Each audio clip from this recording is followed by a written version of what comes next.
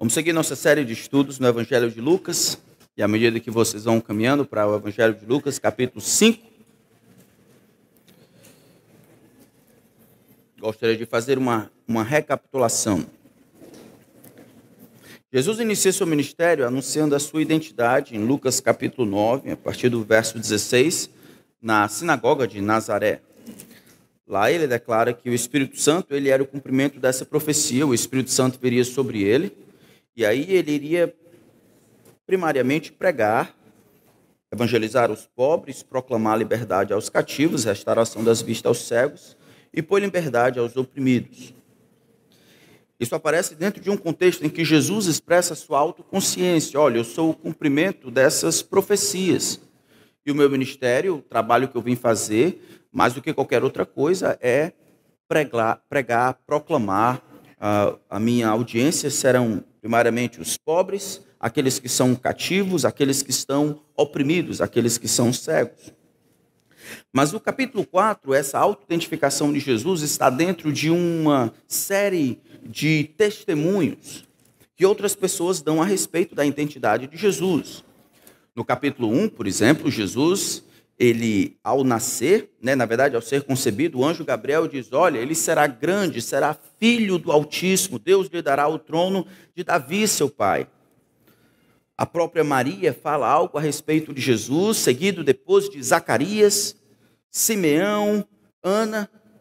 Todos eles descrevem o que Jesus representava, a vinda do Senhor Jesus, como a concretização das expectativas de Israel de que um dia viria alguém descendente da mulher que finalmente restauraria todas as coisas, que iriam cumprir aquelas promessas a respeito de perdão de pecado, de libertação, a respeito de trazer o homem de volta para si e estabelecer um reino aqui. Isso se coaduna ainda mais com o batismo de Jesus. Capítulo 3, no versículo 21 e 22, ele vai até o Jordão, versículo 22, que o Espírito desceu sobre ele em forma corpórea, como pomba, e do céu veio uma voz que dizia, você é o meu filho amado, em você me agrado. Não somente os anjos falam a respeito da identidade de Jesus, Simeão, Ana, Maria, Zacarias, todos eles interpretam que Jesus está realizando em termos de cumprimento de profecia.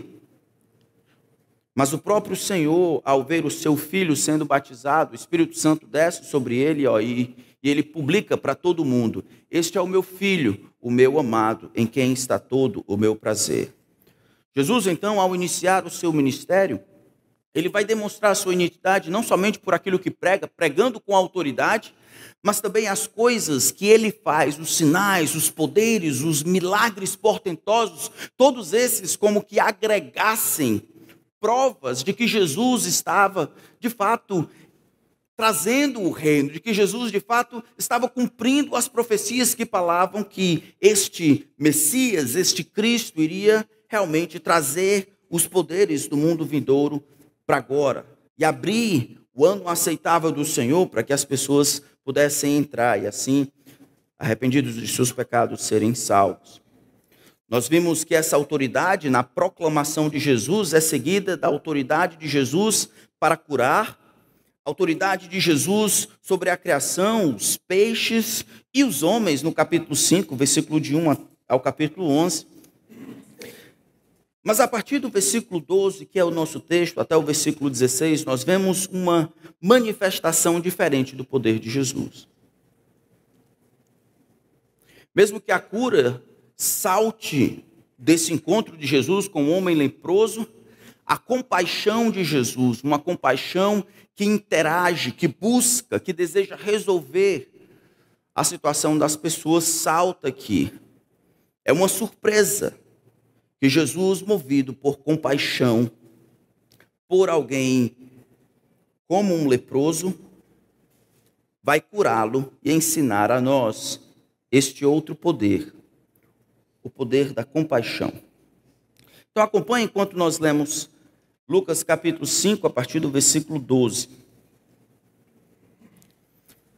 Assim diz a palavra do Senhor. Aconteceu que, estando Jesus numa das cidades, um homem coberto de lepra veio à sua presença. Quando ele viu Jesus, prostrou-se com o rosto em terra e pediu: Senhor, se quiser, pode purificar-me. E Jesus, estendendo a mão, tocou nele, dizendo: quero sim, fique limpo. E no mesmo instante, a lepra daquele homem desapareceu. Jesus ordenou-lhe que não contasse isso a ninguém e acrescentou: mas vá, apresente-se ao sacerdote e ofereça pela purificação o sacrifício que Moisés ordenou para servir de testemunho ao povo.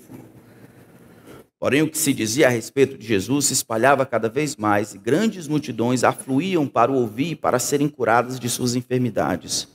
Jesus, porém, se retirava para lugares solitários. Vamos orar. Nosso grande Deus, a Tua palavra está aberta diante de nós. Semana após semana, nesses últimos encontros, nós temos visto, por palavra e por obras, o Senhor Jesus é o prometido Cristo de Deus que deveria vir ao mundo para resgatar os homens dos seus pecados, para cumprir as promessas, para realizar a vontade de Deus. Pai, o nosso desejo é que a Tua palavra não retorne para o Senhor vazia, sendo que a Tua palavra está aberta diante de nós. O nosso desejo é que ela seja a nossa regra, que o Teu Espírito Santo seja o professor do nosso coração, que Ele nos ensine por meio da Tua bendita palavra, que ao final desse tempo, só o Senhor receba a glória que merece. Ajuda-nos a perceber e valorizar o poder da Tua compaixão por pessoas perdidas, sozinhas, oprimidas, como o Senhor disse que faria. E assim magnifica a si mesmo. Em nome de Cristo. Amém. Nosso texto começa ainda em uma daquelas cidades da Galileia. Galileia não é somente a região ali que Jesus inicia o seu ministério, mas ele exerce uma grande parte do seu ministério exatamente nesse lugar, a Galileia. É ali na Galileia que ele vai chamar os seus primeiros discípulos, é ali na Galileia que ele vai realizar as suas primeiras curas, é ali na Galileia que ele anuncia a sua autoconsciência, ele é Jesus, o prometido, o Cristo de Deus, é ali na Galileia que ele faz o seu primeiro milagre, essa transformação ou controle do Senhor sobre peixes e sobre pessoas, e é ali na Galileia que ele vai ter este encontro com um leproso. Nosso texto no versículo 12 diz assim: aconteceu o quê?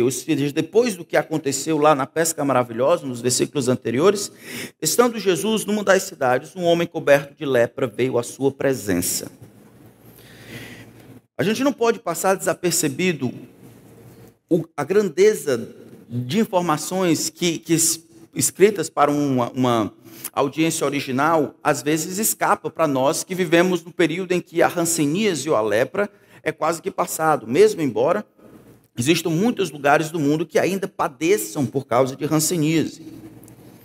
A ideia de lepra aqui, ou de hanseníase da nossa perspectiva, era uma consequência do pecado como qualquer outro. Gênesis capítulo 3, por causa da maldição do pecado do homem, o homem vai ter que enfrentar todas as dificuldades, e aqui a doença é mais uma delas.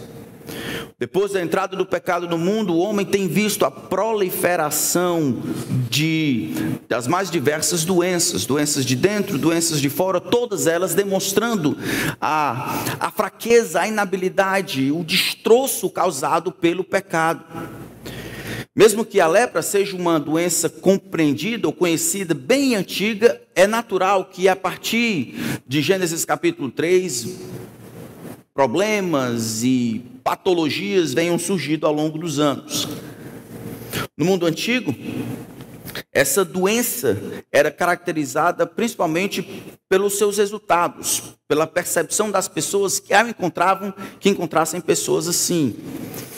Era tido como visível, feia, contagiosa e fatal. Seria em proporções modernas como o ebola de hoje, onde a pessoa morre desfigurada. A única diferença entre as doenças fatais e profundamente contagiosas que nós temos hoje é que, ao contrário dessas, a lepra, ou essa doença aqui, hanseníase, ela iria matando aos pouquinhos, de 10 a 30 anos, até que essa pessoa, por causa da baixa imunidade, fosse acometida por outras mazelas ou se inflamasse, perdendo parte dos seus membros ao longo do tempo. Aqueles que padeciam de lepra se tornavam mendigos, vivendo fora do convívio de qualquer outra pessoa, qualquer familiar, qualquer amigo ou conhecido que não fosse outro leproso. Era um zumbi, a vida de um zumbi era a que eles tinham. Essa razão porque o texto coloca de maneira surpreendente que esse homem entra na cidade que Jesus está. Ele quebra não somente um protocolo de estar distante das pessoas para evitar o contágio, mas ele quebra muitas leis dos rabinos e até a lei que aparece em Levítico capítulo 13, de que aquele que ainda leproso, ele deveria ir e voltar várias vezes ao sacerdote para verificação da cura. Não havendo cura, era responsabilidade dele prevenir essa proliferação estando ausente, não se aproximando de pessoas pelo menos em 30 metros, sob pena de ser apedrejado por quebra de protocolo. Esse homem, no entanto, procura por Jesus. Ele entra na cidade, ele vai atrás do Senhor. Eu espero que no texto a gente perceba que ele faz isso porque Jesus era a única e a última esperança que ele tinha. Na final das contas, o que ele podia perder? A lepra era uma doença bastante antiga. Na verdade, escavações recentes foi percebido, tirando determinados tecidos das múmias do Egito, que algumas delas padeciam de hanseníase, ou doença de Hansen. A palavra lepra, tanto no Antigo Testamento quanto no Novo Testamento, era um termo abrangente para indicar qualquer problema de pele. Levítico capítulo 13, que é um capítulo grande, vai descrever os diversos problemas. Todos esses problemas de pele poderiam ser considerados como lepra. Alguns, no entanto, eram curados. E ao serem curados, eles deveriam fazer os rituais, os sacrifícios, declarando que eles estavam limpos, cerimonialmente limpos. Não somente para serem aceitos, porque não iriam promover mais contágio, mas para serem aceitos no tempo de adoração, no culto congregacional, no templo. A hanseníase, no entanto, a lepra, conforme nós conhecemos hoje que não havia cura, era uma doença fatal. Mesmo que nem todos fossem hanseníase, múltiplas averiguações precisavam ser feitas com o propósito de evitar que se tornasse uma praga. Precisavam ficar em isolamento e assim, à medida que os sintomas fossem removidos, a pessoa poderia então retornar. Lepra, no entanto, naquela época não tinha cura. Essa doença iria atacar os nervos. Uma maneira de descrever a lepra era a capacidade de dizer que a lepra comia os seus doentes. Porque os leprosos normalmente se apresentavam sem nariz ou orelhas. O progresso da doença começava no rosto com uma mancha branca ou rosa e depois se espalhava em todas as direções. Depois do inchaço e bolhas, tumores crescem por todo o rosto. Algumas pessoas chamavam lepra na antiguidade de doença do leão, por causa da desfiguração no rosto que causaria, principalmente nas extremidades. Alguns anos atrás, um médico trabalhando na África descreveu o que de fato acontecia com um leproso. Paul Brand descreve assim: nas aldeias da África e da Ásia, sabemos que uma pessoa com hanseníase chega diretamente ao carvão aceso para recuperar uma batata que caiu. Nada em seu corpo lhe disse para não fazer isso.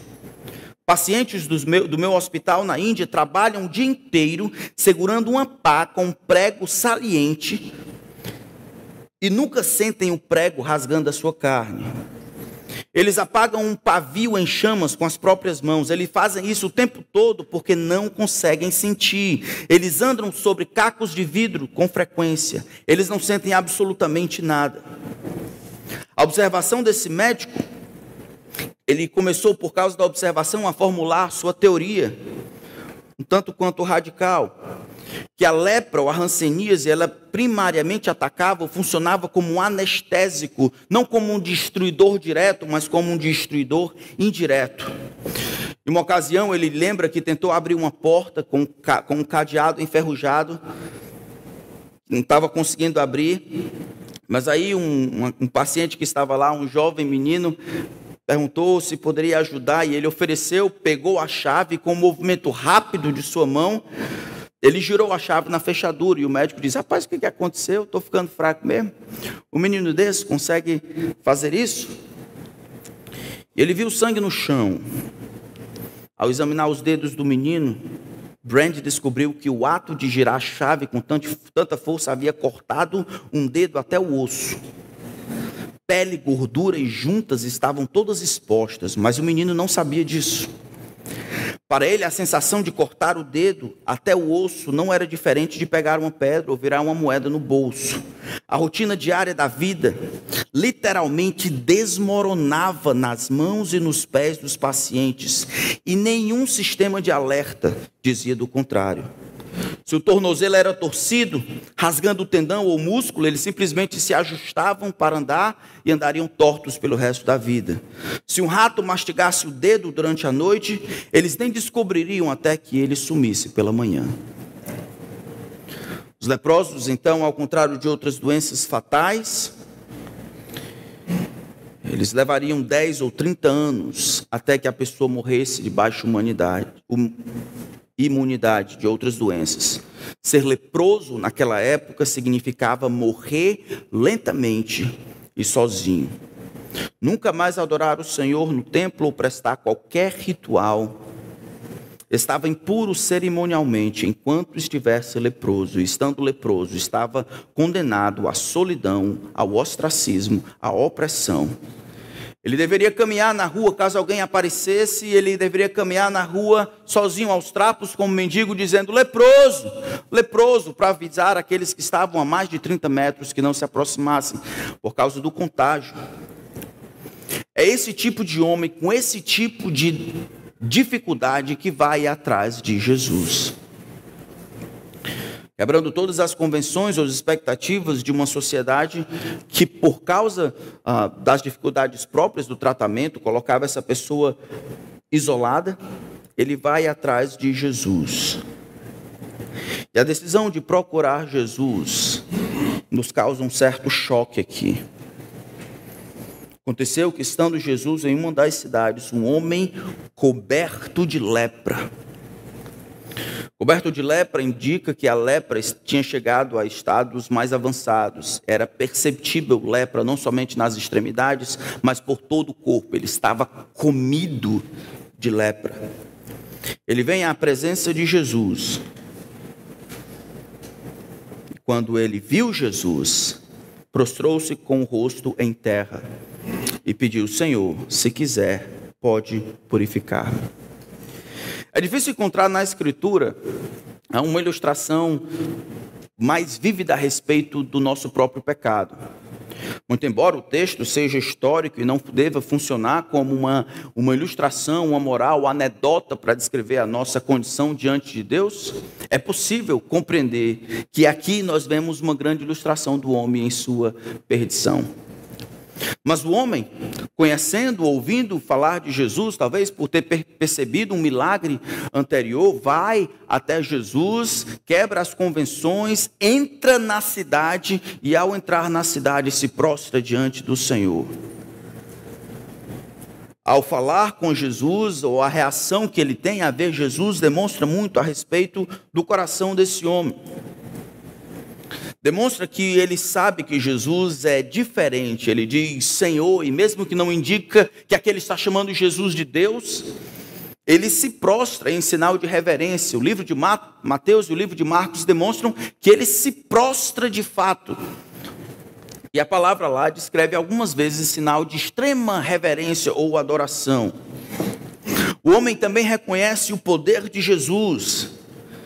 E aqui salta aos meus olhos: Senhor, se quiser, pode purificar-me. Se quiseres, podes purificar-me. Em outras palavras, ele está dizendo para Jesus, ou reconhecendo o poder de Jesus, dizendo: o Senhor não precisa de mais nada. Não precisa de recursos, não precisa perguntar conselho, não precisa procurar plantas medicinais, não precisa de um tempo, não precisa meditar, não precisa pensar. O Senhor só basta querer. Se o Senhor quiser,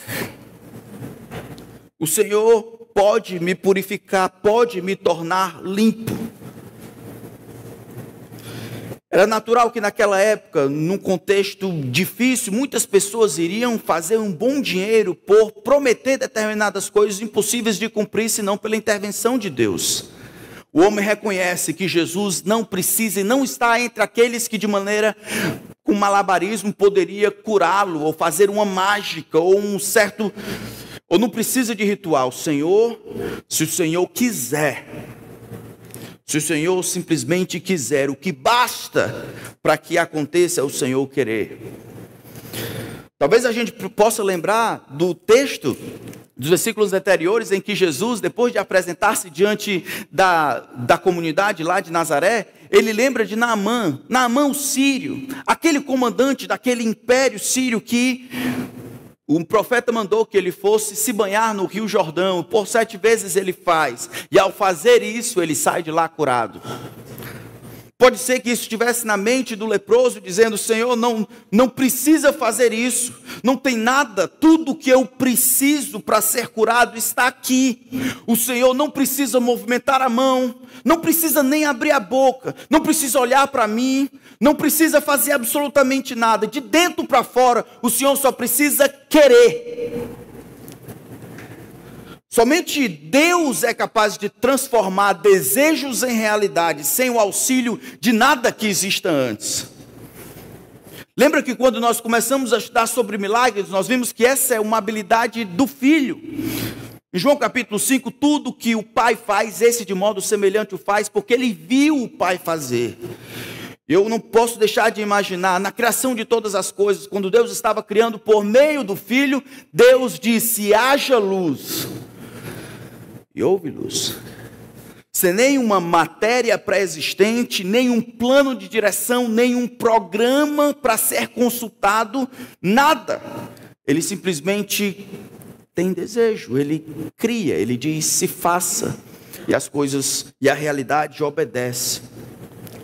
O homem parece ilustrar ou demonstrar aqui uma fé profunda no poder de Jesus. O Senhor só precisa querer. É o teu poder de reverter os efeitos e consequências do pecado. O Senhor precisa fazer é simplesmente querer que eu fique limpo. Então, implícito está. Então, por favor, queira. Queira que eu fique limpo. Eu só preciso que o Senhor queira. Queira que eu fique limpo da minha mazela. O homem não está pedindo por nada fora dele. O homem está pedindo por sua vida. A palavra pedir aqui, que é o pedido que ele faz, polido até, indica também você implorar. Eu imploro. O homem também demonstra que conhece Jesus a ponto de apostar em sua compaixão. Esse homem poderia ser morto, está morto pelos outros. Ao se aproximar de Jesus e entrar na cidade, esse homem está correndo risco de vida. Ele já tem a sentença de morte, ele vai morrer em poucos anos, se nada acontecer. Mas ele corre o risco de ser morto rapidamente, antes do tempo que tomaria a sua doença, por simplesmente ir até a Jesus e pedir que Jesus o cure. Ele corre o risco de ser rejeitado, de ser morto, ser rejeitado pelo próprio Cristo. O homem respeitosamente implora, solicita pela disposição de Jesus de querer purificá-lo. O homem não está pedindo por uma mazela, o homem está pedindo por sua própria vida. Se o Senhor quiser, o Senhor pode me purificar. Ele também pede com humildade. Ele não faz demandas. Se o Senhor quiser, o Senhor pode me purificar. Não é obrigação tua fazer isso. Olhando esse homem, eu fico pensando, como a facilidade afasta as pessoas de Cristo. E como as desgraças, os sofrimentos, as lepras, doenças e perdas aproximam o homem de Cristo. Essa não é a primeira vez no Evangelho de Lucas que os homens tomados de perda, desenganados, tristes, eles são levados de alguma forma para perto de Jesus. Lembra, por exemplo, na história do rico e do Lázaro? O homem, tendo tudo, se regalava esplendidamente, em Lucas capítulo 16. Mas essa facilidade, este sucesso, talvez obstruiu a sua necessidade real de Deus. Lázaro, no entanto, desejava alimentar-se das migalhas que caíam da mesa do rico, até os cães vinham lamber-lhe as úlceras. A morte pega os dois, mas o sofrimento de Lázaro havia lhe aproximado de Deus. Quantos desenganados, oprimidos, isolados têm caminhado para Jesus dizendo: eu creio, basta o Senhor querer. E se é pela lepra que nós nos aproximamos de Deus, se é pela doença, pelo câncer, pela perda, eu espero que todos nós compreendamos que a proximidade com Cristo vai valer a pena qualquer situação, qualquer infortúnio que nós passamos. Ao mesmo tempo, as facilidades que nós encontramos na vida têm a tendência de atrapalhar a nossa percepção do que de fato precisa. Achamos que não precisamos das coisas porque nós não sentimos que precisamos das coisas. Veja o homem vivendo a sua vida. Ele vive de maneira tranquila. Ele caminha, tem um bom trabalho, tem uma boa esposa, tem um bom relacionamento com a sua família. E o homem acredita que essas coisas que ele faz têm algum valor diante de Deus. O homem acredita que seguindo uma determinada religião, qualquer uma que não é o cristianismo da Bíblia, isso vai trazê-lo para perto de Deus. Afinal, ele dorme bem, enquanto outros estão tomando um Lexotan para dormir. Ele não bebe, não usa droga, paga os seus impostos, até ajuda aquela senhora que está saindo com as bolsas cheias fora do supermercado levar. Ele é um homem que excede, ele não sente nenhuma necessidade. E esse é um dos maiores problemas.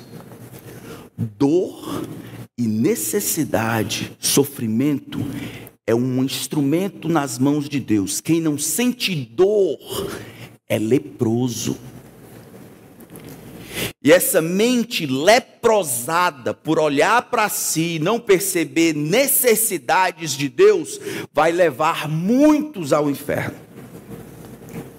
Jesus não veio para aqueles que são autossuficientes.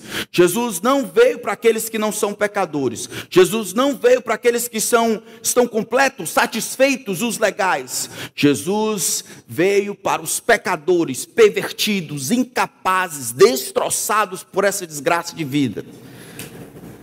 E essa é a única coisa boa em ser pecador. Somente pecadores podem ser salvos por Cristo.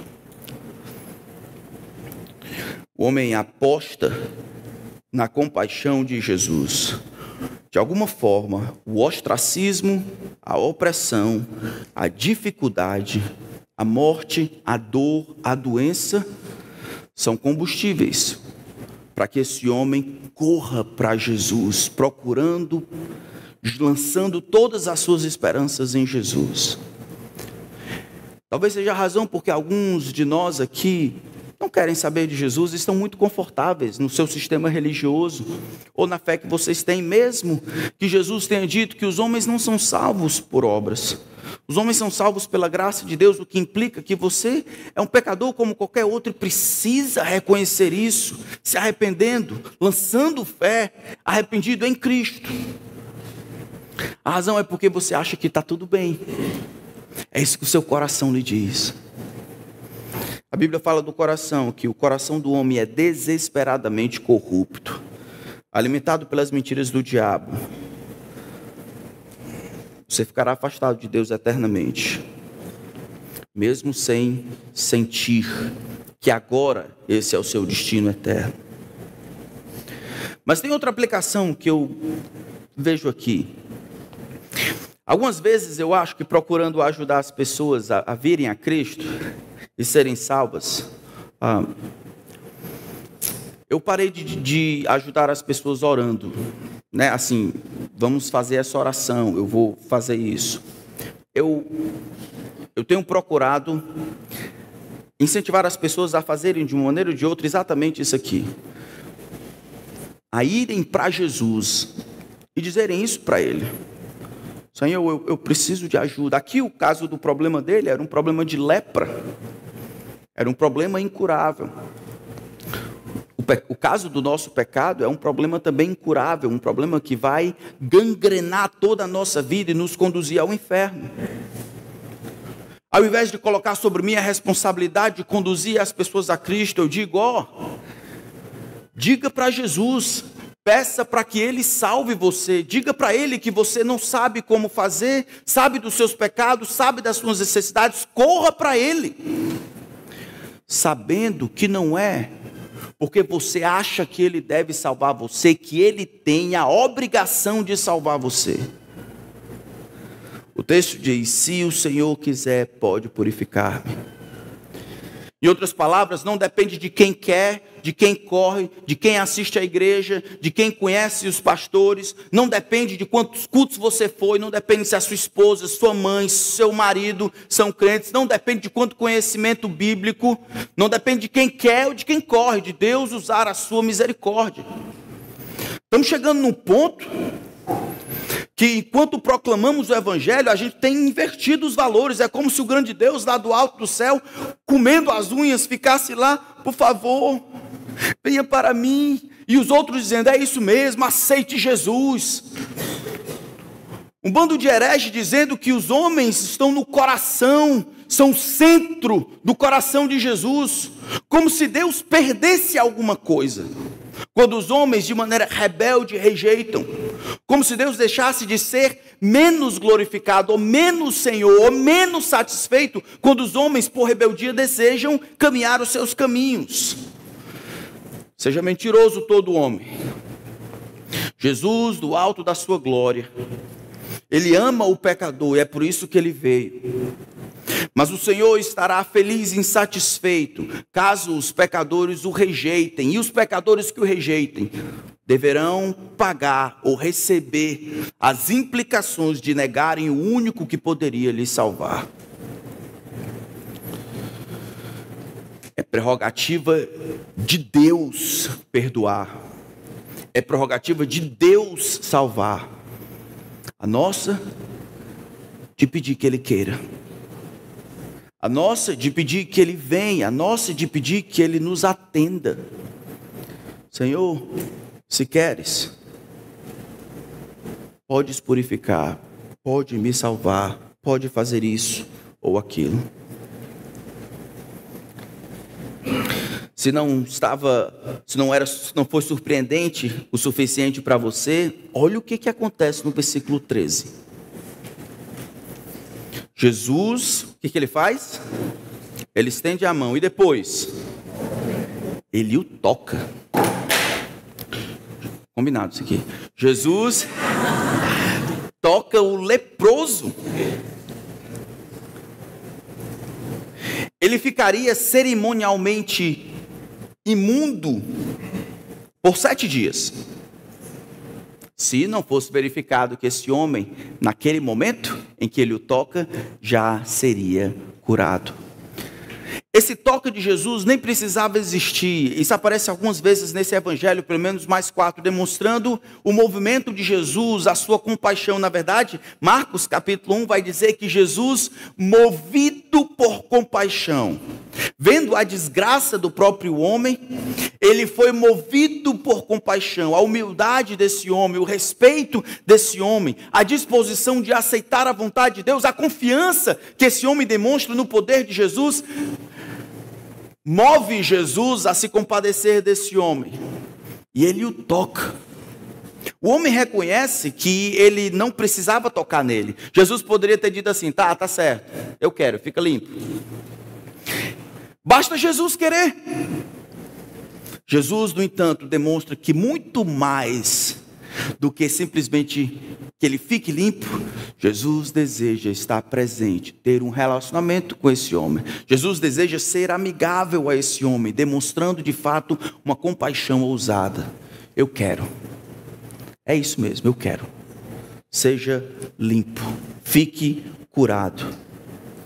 E diferente do que nós temos visto hoje, o texto diz que a lepra, versículo 13, e no mesmo instante, a lepra daquele homem desapareceu.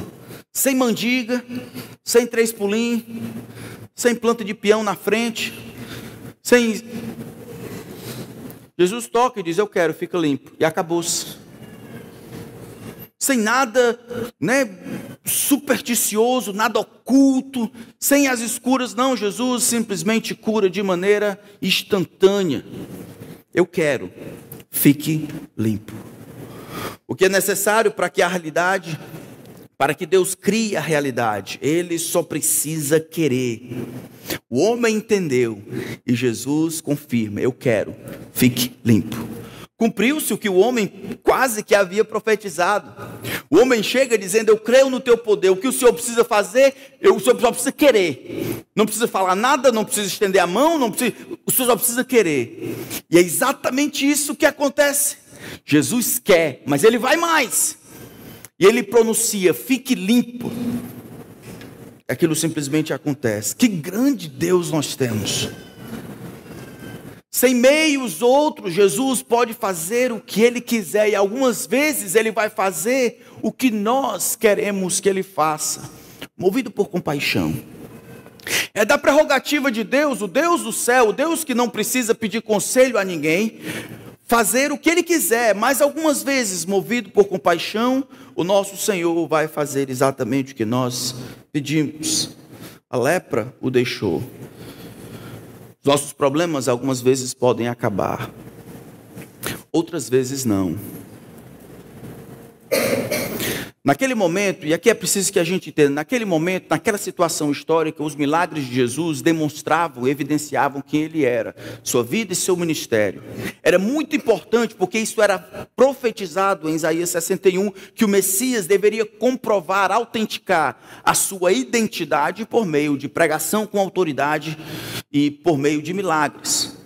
Hoje Jesus não tem mais essa necessidade. Essa necessidade histórica foi cumprida durante o seu próprio ministério, o ministério dos apóstolos. Hoje Jesus não tem nenhuma promessa na Escritura que diga que você, ao correr para Jesus e fizer uma corrente de oração, você vai ser curado, vai ter dinheiro, vai ter um retorno romântico em seu casamento. Não tem nada na Escritura, depois do ensino de Jesus, que nos diga que a vida vai ser fácil, que a vida vai ser simples. Mas diz na Escritura que todos aqueles que forem até Jesus, todos aqueles que pela fé se lançarem a Jesus, irão vencer no final. No mundo tereis aflições, o mestre falou, mas tem de bom ânimo. Por quê? Eu venci o mundo. O mundo é vencido, às vezes, não aqui. O mundo é vencido apenas, algumas vezes, quando a morte chega. Nós precisamos aprender a aceitar as dificuldades e os sofrimentos como plano de Deus para realizar, ou para nos empurrar para perto de Jesus, mesmo que isso não signifique cura e ausência de problemas. E para nos fazer ansiar por um céu que não é o daqui. Se a nossa vida for toda às mil maravilhas, por que você acha que é tão difícil pensar sobre o céu?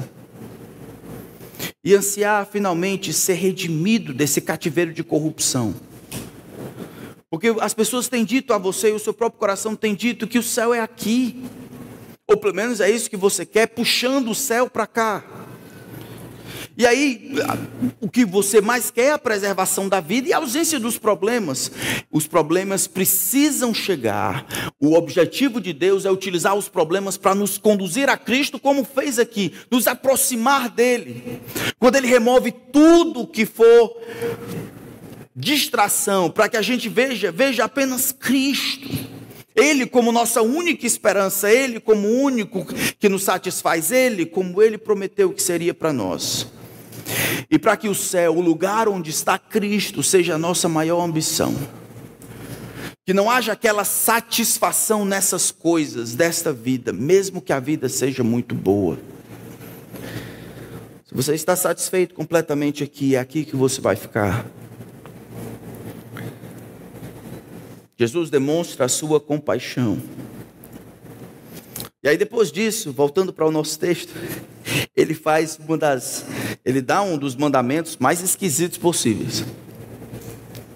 Olha o versículo 14. Jesus ordenou para que não contasse a ninguém. Tá, Jesus no caminho dos profetas, ele vem anunciar o reino de Deus. Você gostaria que mais pessoas ouvissem a respeito de Jesus. Então, vai lá, diz para todo mundo. Jesus proíbe. Eu proíbo você de falar qualquer coisa ao povo.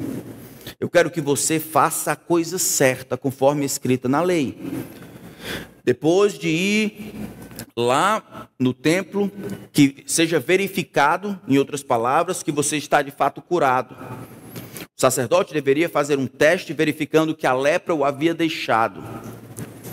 E aí deveria declarar publicamente: este homem está limpo, ele recebeu a sua vida de volta. Os relacionamentos, a adoração, tudo está retornado, tudo agora ele pode usufruir. Mas eu fico imaginando, por que Jesus fez isso?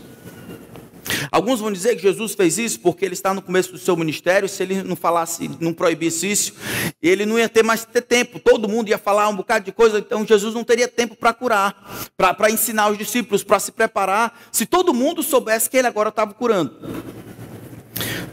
Que é isso que acontece, né? Esse homem desobedece e vai contar para todo mundo, e o texto vai dizer que todo mundo, essa notícia se espalhava e uma grande multidão vinha. Mas acho que Jesus está fazendo mais do que isso. Ele quer que esse homem faça o que é certo de acordo com a lei, isso é Levítico capítulo 14, e servir de testemunho para o povo. Lembra que eu falei a respeito desses muitos testemunhos que aparecem no início do ministério de Jesus, que são como dedos apontando para o povo, para que o povo veja quem é Jesus. Ele é o prometido, ele é o Salvador, ele é o Rei de Israel, é aquele que cura, aquele que salva, aquele que perdoa. Aqui não é diferente. Imagine ele chegando lá diante do sacerdote, dizendo: eu vim aqui para oferecer 2 pombinhos ou um pouquinho de farinha como um sacrifício, para que você verifique se eu estou bem e me declare limpo.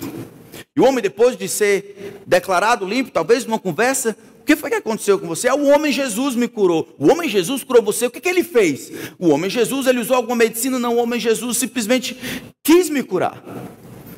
Ele disse: eu quero, fique limpo.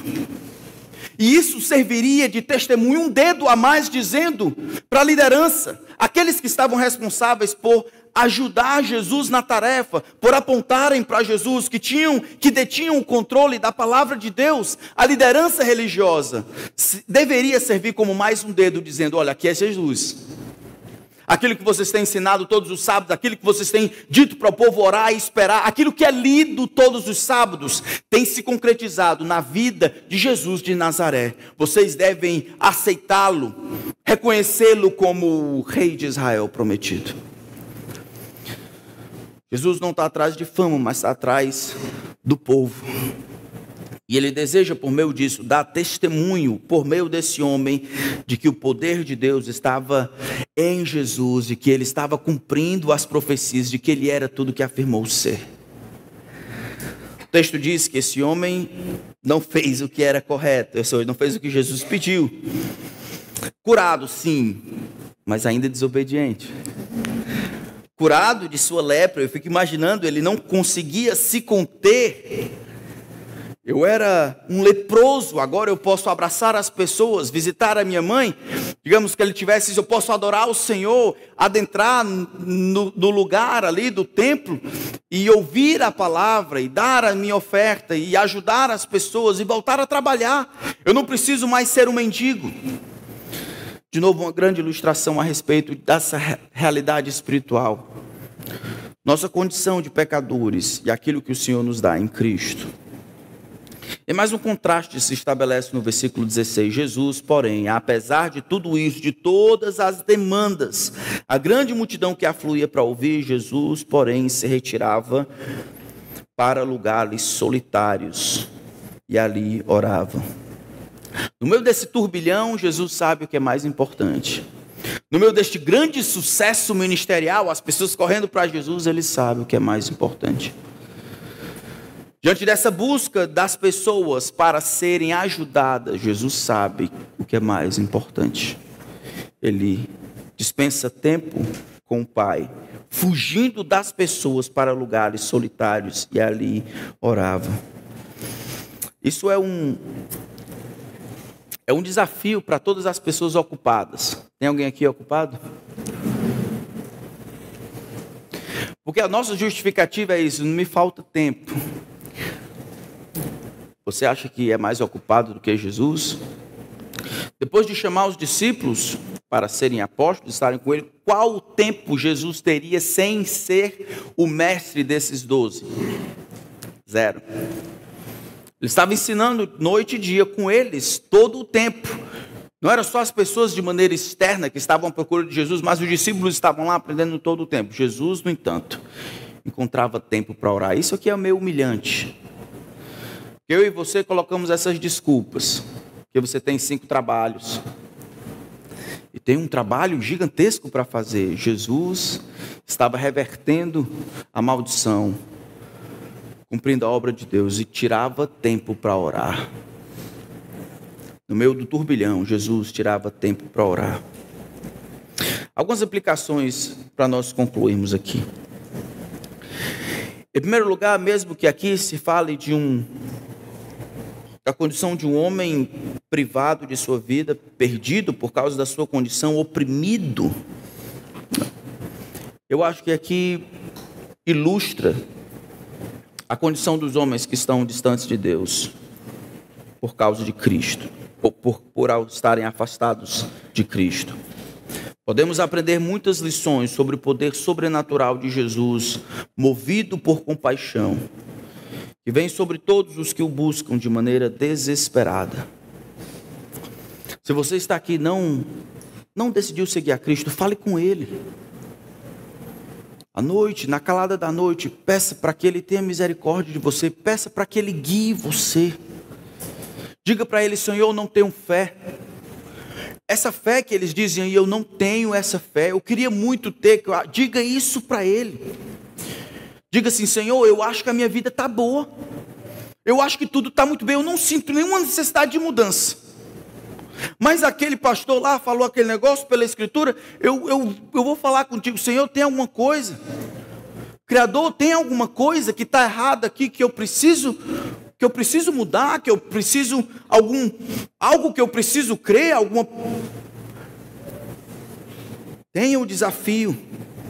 E é prerrogativa sua pedir ajuda. E é prerrogativa de Jesus dar ou não a ajuda que você quer. Deus não precisa salvar ninguém. Ele salvou alguns por pura graça, não por nenhuma necessidade. Se queres, podes purificar-me. Se queres, podes salvar. O cântico antigo dizia: Ele seria justo se me deixasse perecer. Por graça, no entanto, me escolheu. Também aprendemos com esse texto que todos nós vamos enfrentar doenças. Se você não está doente agora, é provável que você vai adoecer. E alguns de nós, essas doenças que nós pegamos vão ser a nossa carruagem para nos conduzir ao céu, como alguém que eu amo falou certa vez. O Senhor, podendo salvar todas as pessoas, decidiu não fazer assim, por razões que Ele conhece. O Senhor, tendo poder para acabar com todos os males e doenças, decidiu não fazer assim, mesmo na época em que Jesus estava aqui. E as razões também.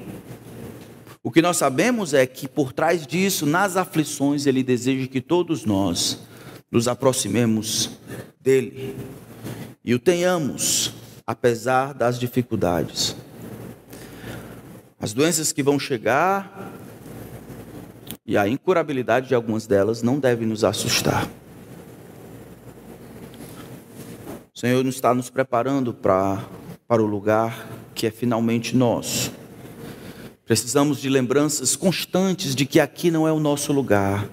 De que o corpo que a gente tem padece de uma maldição incurável e terá que ser redimido e glorificado. De que aqui não é a nossa casa. De que estamos aqui apenas de passagem, peregrinos, atrás daquilo que o Senhor nos deu e nos dará naquele dia. Precisamos compreender essas verdades à luz do que Deus tem dito em sua palavra. Nessa semana, um dos pastores famosos dos Estados Unidos, grande escritor, foi promovido. Timothy Keller foi promovido depois de uma longa luta contra o câncer. E ele disse que o câncer havia mudado a sua vida de oração. E por conta disso, ele se alegrava com o fato de ter recebido, de alguma forma, das mãos do Senhor isso. Na última semana, o seu filho registrou uma oração dele, uma oração que ele fez em família. Quando já estava perto de ser promovido, ele disse assim: obrigado pelo privilégio de conhecer e partilhar disso com a minha família e o teu povo. Mas agora, Senhor, eu quero muito ver o meu Senhor. Por favor, deixe-me ver Jesus. Por favor, me deixe ir para o céu. Deus respondeu sua oração e no dia seguinte, ele foi promovido ao céu, onde ele está agora. Era assim que eu gostaria de viver para encontrá-lo. É assim que eu gostaria de morrer, não sem dor. Isso não é promessa de Deus, mas com fé. Não sem dificuldade, porque isso não foi prometido, mas com Cristo. E aí, finalmente, chegar em casa, quando tudo o que é motivo de tristeza e desgraça será finalmente removido. Por enquanto, nós nos alegramos que, mesmo difícil, nós contamos com a compaixão de Jesus. E podemos correr atrás dele em busca de qualquer coisa. E ele pode fazer qualquer coisa. Ele só precisa querer. Quando ele não quiser, eu sei que ele já quis, porque ele foi primeiro preparar um lugar para nós. Amém? Amém? Amém. Vamos orar. Louvado seja o teu nome, Senhor, agora e para sempre. Que compaixão tremenda o Senhor demonstrou nos dias em que esteve aqui. Nos lembra, Senhor, pelas muitas dificuldades e a dor que nós vivemos para te encontrar.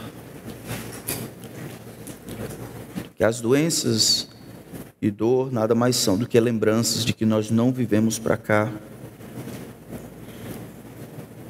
Que as promessas que o Senhor nos deu não estão inclusas a ausência do sofrimento. Pelo contrário, o Senhor nos prometeu que eles viriam de todas as formas.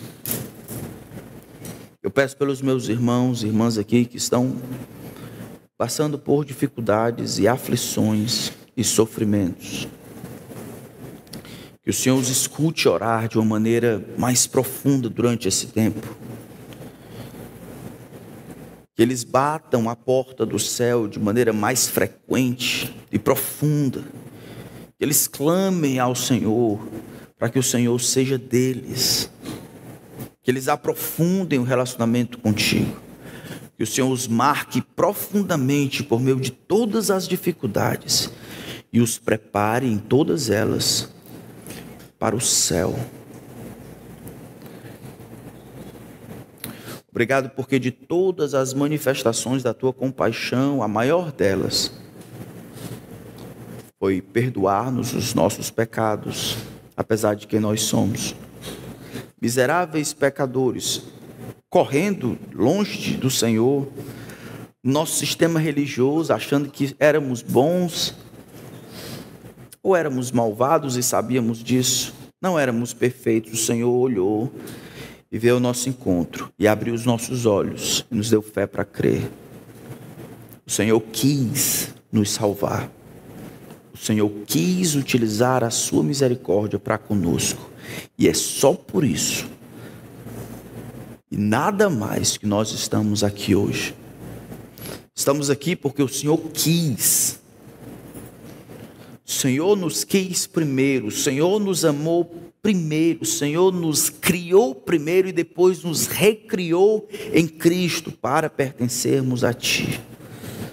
Como aquele homem, nós confiamos em Ti. Como aquele homem, nós queremos adorar ao Senhor e demonstrar nossa gratidão, porque o Senhor, sem precisar querer, quis para o nosso próprio bem. Louvado seja o Teu nome agora e para sempre. Agradecemos no nome de Cristo. Amém.